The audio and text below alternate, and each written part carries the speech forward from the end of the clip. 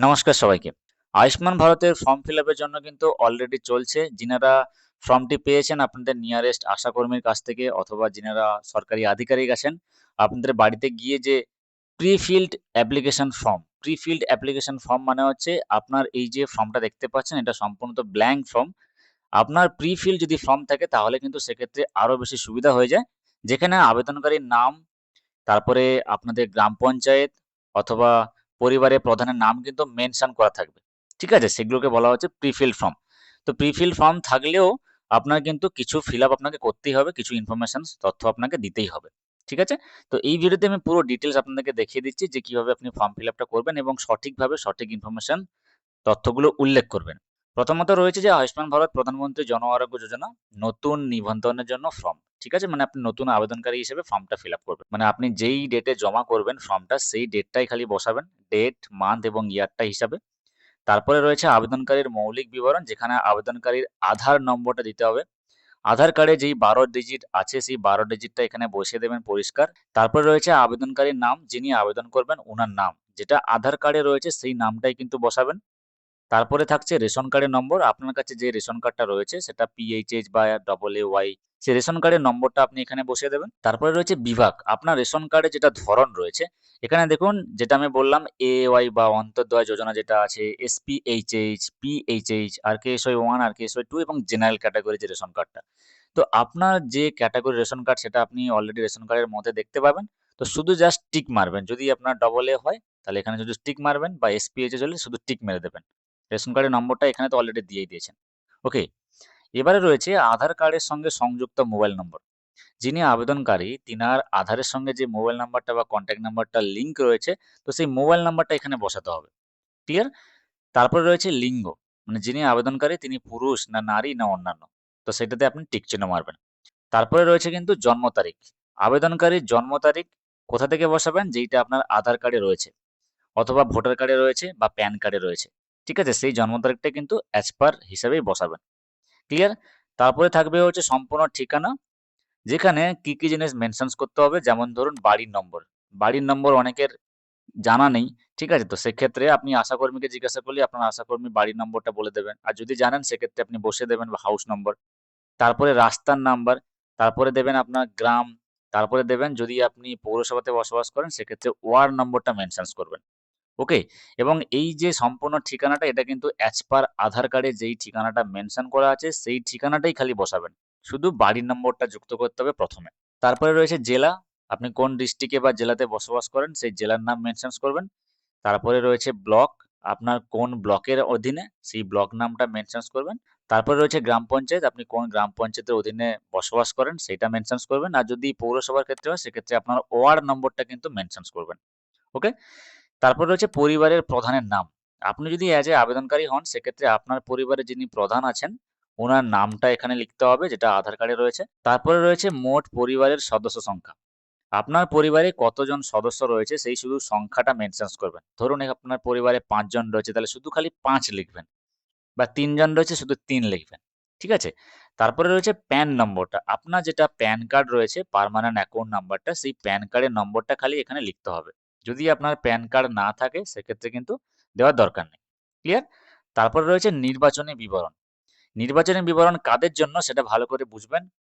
যাদের ১৮ বছর বয়স হয়ে গেছে, যাদের ভোটার কার্ড আছে তাদের ক্ষেত্রেই শুধু এখানে মেনশনস করতে হবে। এখানে ব্র্যাকেটে লিখে দিয়েছে যদি ১৮ বছরের বেশি বয়স হয়। কারণ ১৮ বছর না হলে আপনি ভোটার কার্ড পাচ্ছেন না। সেক্ষেত্রে আপনার নির্বাচনী বিবরণটাই দেওয়ার দরকার নেই। ক্লিয়ার? নির্বাচনী বিবরণে কি দিতে হবে? এপিক নম্বরটা দিতে হবে। যেটা আপনার ভোটার কার্ডের নম্বর, সেটা আপনাকে মেনশনস করতে হবে। তারপরে রয়েছে এসি নম্বর। এসি নম্বর মানে হচ্ছে অ্যাসেম্বলি কনস্টিটুয়েন্সি নম্বর বা যেটা আপনার বিধানসভা। ঠিক আছে? ফর এক্সাম্পল ধরুন ১৩২ বা ২৩৪, ঠিক আছে? ৩৩২ এই এসি নম্বরটা আপনি কোথায় পাবেন? দেখবেন আপনার ভোটার কার্ডের পিছন দিকে লেখা থাকে যে অ্যাসেম্বলি কনস্টিটিউশন নম্বরটা আপনি কোন বিধানসভার অন্তর্গত পড়ছেন। তারপরে রয়েছে পার্ট নম্বর। পার্ট নম্বরটা আপনি কোথায় পাবেন? আপনার যে ভোটার কার্ড স্লিপ দিয়েছেন, যখন এসআইআর এর সময় বা ভোটের আগে কিন্তু যে ভোটার স্লিপটা দিয়েছেন, ওখানে পার্ট নম্বর মেনশনস করা আছে, ওখান থেকে আপনি পেয়ে যাবেন। আর সিরিয়াল নম্বরটাও সেম আপনি কিন্তু পেয়ে যাবেন। আপনার সিরিয়াল নম্বর এবং পার্ট নম্বর দুটোই ইনফরমেশনস কিন্তু ভোটার স্লিপে পেয়ে যাবেন। আচ্ছা এক্ষেত্রে আরেকটা জিনিস বলে রাখি, যদি আপনার কাছে এখন ভোটার স্লিপ না থাকে, সেটা হারিয়ে যাক অথবা আপনি যদি খুঁজে না পান সেক্ষেত্রে ইসিআই যে ওয়েবসাইট রয়েছে, ঠিক আছে? যেটা ইলেকশন কমিশন অফ ইন্ডিয়ার ওয়েবসাইট থেকে গিয়ে কিন্তু আপনার ভোটার কার্ডের যে নম্বর রয়েছে এপিক নম্বর দিয়ে সার্চ করলে কিন্তু আপনার পার্ট নম্বর, সিরিয়াল নম্বর সবকিছুই ডিটেলস পেয়ে যাবেন। ওকে? তারপরে রয়েছে স্বাস্থ্যসাথী কার্ডের বিস্তারিত যেটা বিবরণ, মানে আপনার স্বাস্থ্যসাথী কার্ডের যে ইউআরএন নম্বর রয়েছে ১৭টা সংখ্যার, সেই ১৭টা সংখ্যার ইউআরএন নম্বরটা কিন্তু এখানে বসাতে হবে। এখানে ১৭টাই কিন্তু ডিজিট ঘর রয়েছে, সেই ঘরে প্রপার ভালো করে বসিয়ে দেবেন। তো নেক্সট যেটা রয়েছে যে যোগ্যতার পরিমিতিসমূহ। এই যোগ্যতার পরিমিতিসমূহ দুটো ভাগে ভাগ করা হয়েছে। প্রথম রয়েছে গ্রামীণ এলাকার জন্য আর দ্বিতীয় রয়েছে শহর এলাকার জন্য। ঠিক আছে? তো প্রথমে আমি গ্রামীণ এলাকার জন্য যে জিনিসগুলো সেই বিষয়গুলো একটু ক্লিয়ার করে দেই। নাম্বার 1 রয়েছে কাঁচা দেওয়াল এবং কাঁচা ছাদ সহ মাত্র একটি ঘর। আপনার যদি কাঁচা বাড়ি থাকে মানে মাটির বাড়ি থাকে সেক্ষেত্রে মাত্র একটি ঘরেই আপনি বসবাস করেন, তাহলে হ্যাঁ-তে টিক চিহ্ন দিয়ে দেবেন। আর যদি আপনার একাধিক ঘর থাকে কাঁচা ঘর, সেক্ষেত্রে আপনি না-তে টিক চিহ্ন দেবেন। ঠিক আছে? তারপরে রয়েছে ১৬ থেকে ৫৯ বছর বয়সের মধ্যে কোনো প্রাপ্তবয়স্ক সদস্য নেই। মানে আপনার বাড়িতে যদি ১৬ থেকে ৫৯ বছরের মধ্যে যদি কোনো অ্যাডাল্ট বা যদি প্রাপ্তবয়স্ক সদস্য না থাকে, সেক্ষেত্রে আপনি হ্যাঁ-তে ক্লিক করবেন। আর যদি থাকে তাহলে না-তে ক্লিক করবেন। ক্লিয়ার? তারপরে রয়েছে যে ১৬ থেকে ৫৯ বছর বয়সের কোনো প্রাপ্তবয়স্ক পুরুষ সদস্যবিহীন নারী প্রধান পরিবারসমূহ। মানে এমন কোনো যদি ফ্যামিলি থাকে সেক্ষেত্রে আপনার পরিবারে ১৬ থেকে ৫৯ বছর বয়সের কোনো পুরুষ সদস্য নেই। সেক্ষেত্রে কিন্তু আপনি হ্যাঁ অথবা না যেটা আপনার জন্য অ্যাপ্লিকেবল হবে সেটাতে টিক চিহ্ন মারবেন। ওকে? তারপরে রয়েছে প্রতিবন্ধী সদস্য এবং কোনো সক্ষমদেহী প্রাপ্তবয়স্ক সদস্য নেই। আপনার পরিবারে যদি কোনো প্রতিবন্ধী সদস্য অথবা কোনো সক্ষমদেহী প্রাপ্তবয়স্ক সদস্য না থাকে, সেক্ষেত্রে আপনি হ্যাঁ-তে ক্লিক করবেন। আর যদি থাকে সেক্ষেত্রে না-তে ক্লিক করবেন। নেক্সট রয়েছে এসসি এবং এসটি পরিবারসমূহ। আপনার যে জাতি রয়েছে যদি আপনি এসসি/এসটি ক্যাটেগরি হন সেক্ষেত্রে হ্যাঁ-তে ক্লিক করবেন। আর যদি আপনি জেনারেল কাস্ট, ওবিসি বা ইডব্লিউএস হয়ে থাকেন সেক্ষেত্রে না-তে ক্লিক করবেন। তারপর রয়েছে ভূমিহীন পরিবারসমূহ। আপনার যদি বাড়ি, ঘর, জায়গা জমি কিছুই না থাকে এবং আপনার যে আয়ের প্রধান উৎস সেটা হচ্ছে দৈনিক মজুরি ভিত্তিক শারীরিক শ্রম থেকে। মানে যারা ডেইলি লেবার, আপনার দিন আনে দিন খায় যে সমস্ত শ্রমজীবী মানুষ রয়েছেন, তো উনাদের জন্য কিন্তু এই কলামটা। ভিক্ষার উপর নির্ভর করে যে সমস্ত জীবনযাপনকারী অর্থাৎ আপনি ভিক্ষুক, আপনি ভিক্ষা করেই আপনি আপনার জীবনটা চালান। ঠিক আছে? তাহলে হ্যাঁ-তে ক্লিক করবেন, না হলে না-তে ক্লিক করবেন। তারপর হচ্ছে ম্যানুয়াল স্ক্যাভেঞ্জার পরিবারের সদস্য। ম্যানুয়াল স্ক্যাভেঞ্জার মানে হচ্ছে যারা ধরুন আ বিভিন্ন টয়লেট পরিষ্কার করে বা যেনারা হচ্ছে টয়লেট সাফ করেন, ঠিক আছে? সেই সমস্ত পরিবারে যদি আপনি সদস্য হয়ে থাকেন সেক্ষেত্রে হ্যাঁ-তে ক্লিক করবেন, না হলে না-তে ক্লিক করবেন। তারপরে রয়েছে আদিম উপজাতীয় গোষ্ঠীসমূহ। আদিম উপজাতীয় গোষ্ঠীসমূহ মানে হচ্ছে যেমন ধরুন একদম যদি ইন্টেরিয়র দেখেন যেখানে ঝাড়গ্রাম বা জঙ্গলমহলে যে সমস্ত আ উপজাতি রয়েছেন, তো ওই ক্যাটেগরির মধ্যে যদি আপনি পড়েন সেক্ষেত্রে আপনার জায়গায় হ্যাঁ-তে ক্লিক করবেন, না হলে না-তে ক্লিক করবেন। ক্লিয়ার? তারপরে রয়েছে আইনিগতভাবে মুক্তিপ্রাপ্ত বন্ডেড শ্রমিক। আইনিগতভাবে মুক্তিপ্রাপ্ত বন্ডেড শ্রমিক মানে হচ্ছে ঋণদাস শ্রমিক। ঋণদাস মানে আপনি কারো কাছ থেকে ঋণ নিয়েছেন, তার বিনিময়ে আপনি হচ্ছে তার কাছে বেগার খাটেন বা তার কাছে কাজ করেন, তার বিনিময়ে আপনি সংসারটা চালান। সেইরকম ক্যাটেগরির মানুষজন যদি আপনি হয়ে থাকেন সেক্ষেত্রে হ্যাঁ-তে ক্লিক করবেন, আদারওয়াইজ না-তে ক্লিক করবেন। আরেকটা কথা সবার লাস্টে যে আপনি যদি সবগুলোই না-তে টিক চিহ্ন করেন তাহলে এমনটা নয় যে কোনো কিছু অসুবিধা হবে, ওরকম ব্যাপারটা কিন্তু না। আপনার ক্ষেত্রে যদি এই যে পয়েন্টগুলো লেখা রয়েছে সেগুলো যদি অ্যাপ্লিকেবল না হয়, তাহলে আপনি প্রত্যেকটাতেই না-তে ক্লিক করুন। আর যেটা অ্যাপ্লিকেবল হবে সেটাই শুধুমাত্র হ্যাঁ-তে ক্লিক করবেন। শহর এলাকার জন্য যে বিষয়গুলো এখানে মেনশনস করা রয়েছে সেটা একটু আলাদা গ্রামের থেকে। ঠিক আছে? ১ম টা রয়েছে হচ্ছে আবর্জনা কুড়ানেওয়ালা। আবর্জনা কুড়ানেওয়ালা মানে হচ্ছে যারা ধরুন রাস্তার পাশে যে সমস্ত আবর্জনাগুলো পরিষ্কার করে জীবনযাপন করেন বা জীবিকা নির্বাহ করেন, সেরকম টাইপের মানুষজন যদি হয়ে থাকেন সেক্ষেত্রে হ্যাঁ-তে ক্লিক করবেন, না হলে না-তে। তারপর রয়েছে ভিখারি যদি হন সেক্ষেত্রে হ্যাঁ-তে ক্লিক করবেন, না হলে না-তে। গৃহকর্মী যদি হন সেক্ষেত্রে হ্যাঁ-তে অথবা না-তে। আচ্ছা এক্ষেত্রে গৃহকর্মী মানে বলে রাখি যারা হচ্ছে লোকের বাড়ি গিয়ে আ সেটা গৃহের কাজ করে। যেমন ধরুন থালা বাসন মাজা থেকে শুরু করে রান্নার কাজ থেকে শুরু করে যিনারা গৃহকর্মী। ঠিক আছে? তো তাদের ক্ষেত্রে কিন্তু হ্যাঁ-তে ক্লিক হবে। তারপরে রয়েছে রাস্তার ফেরিওয়ালা অথবা মুচি, হকার, রাস্তার কাজ করা অন্যান্য সেবা প্রদানকারী ব্যক্তি। তো রাস্তায় যদি আপনি ফেরিওয়ালা করেন সেটা ঝালমুড়ি বিক্রেতা হোক অথবা আপনি যদি ট্রেনে হকারি করেন, ঠিক আছে? বা রাস্তায় অন্যান্য স্ট্রিট ফুড নিয়ে বসেন ছোটখাটো দোকান, সেই সমস্ত পেশাদারে যদি আপনি মানুষ হয়ে থাকেন সেক্ষেত্রে হ্যাঁ-তে ক্লিক করবেন, আদারওয়াইজ না-তে ক্লিক করবেন। নেক্সট রয়েছে নির্মাণ শ্রমিক, প্লাম্বার, রাজমিস্ত্রি শ্রমিক, রংমিস্ত্রি, ওয়েল্ডার, নিরাপত্তারক্ষী, কুলি এবং অন্যান্য মাথায় বোঝা বহনকারী শ্রমিক।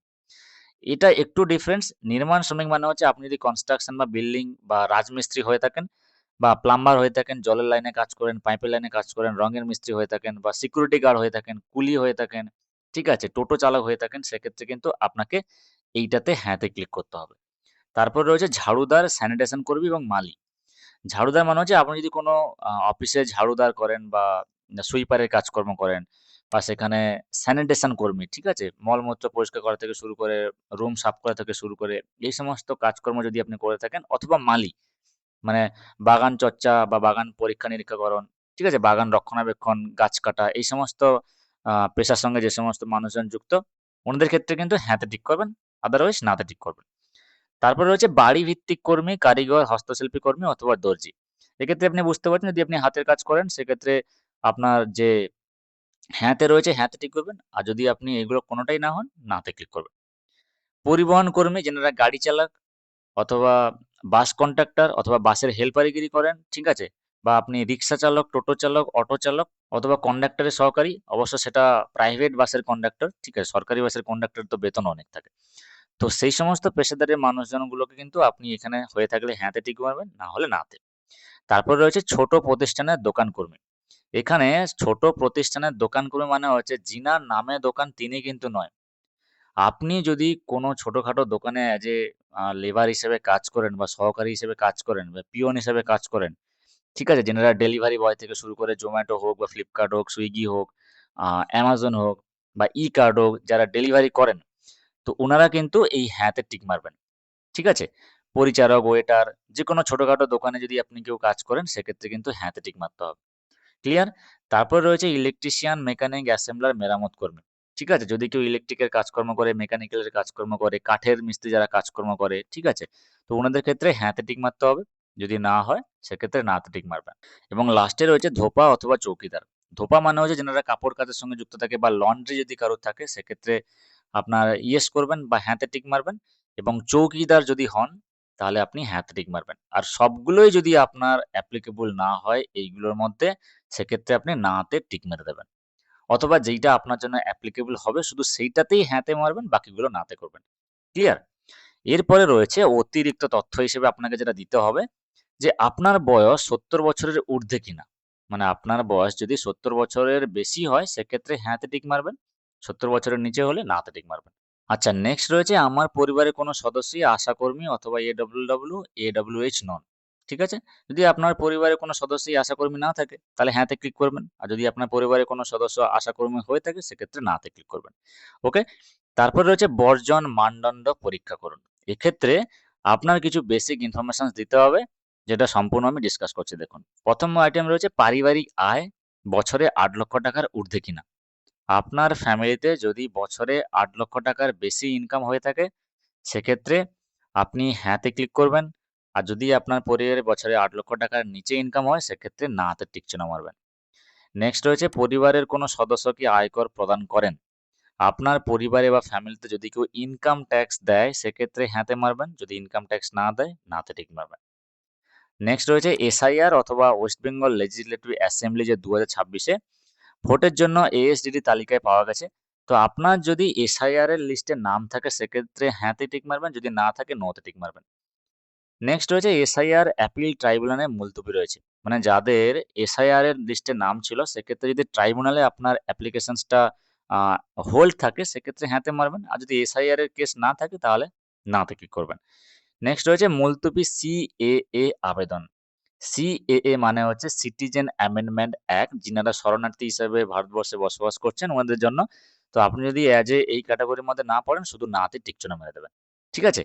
আর যেটা নেক্সট রয়েছে যে অন্নপূর্ণা যোজনার উপভোক্তা তালিকা থেকে উপভোক্তার নাম মুছে ফেলা হয়েছে। মোস্ট ইম্পোর্টেন্ট থিংস বা আজকের ডেটে সবথেকে গুরুত্বপূর্ণ জিনিস, ঠিক আছে?